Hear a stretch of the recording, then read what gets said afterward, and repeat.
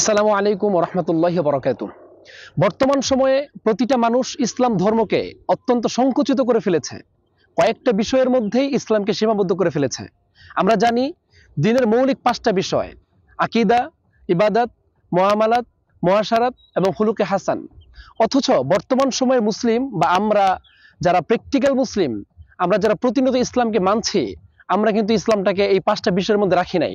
মাত্র আকীদা এবং ইবাদতের মধ্যেই আমরা ইসলামটাকে সীমাবদ্ধ করে ফেলেছি।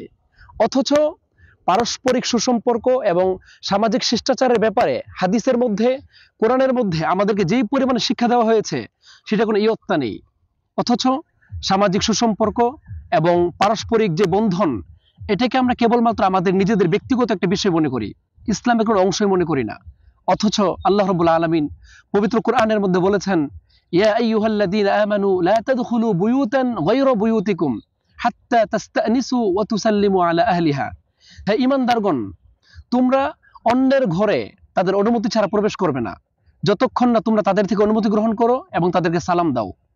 দেখুন, আপনি একটু খেয়াল করলে বুঝতে পারবেন যে কোরআনের মধ্যে কতটা পারস্পরিক সুসম্পর্ক এবং সামাজিক শিষ্টাচার আমাদেরকে কত বেশি শিক্ষা দিয়েছে। একটু খেয়াল করলে বুঝতে পারবেন। আল্লাহ তাআলা বলছেন যে অন্যের ঘরে তুমি তার অনুমতি ছাড়া যাবে না। অথচ আমরা কি এটাকে ইসলাম মনে করছি? স্বাভাবিকভাবে কারো বাড়িতে যাচ্ছি, ঢুকে যাচ্ছি, সালামও দিচ্ছি না, অনুমতিও নিচ্ছি না। তো সেই ক্ষেত্রে আমি বলবো যে ইসলামটাকে কেবলমাত্র আকীদা এবং ইবাদতের মধ্যে সীমাবদ্ধ না করে ইসলামটাকে ইসলামের মতো মানা এবং পারস্পরিক সুসম্পর্ক এবং সামাজিক শিষ্টাচারগুলোকেও ইসলামের অন্তর্ভুক্ত মনে করে সেগুলোকে আমল করতে শুরু করা এবং এগুলোর মাধ্যমে নিজের দুনিয়া এবং আখিরাতকে অনেক বেশি সমৃদ্ধ করা।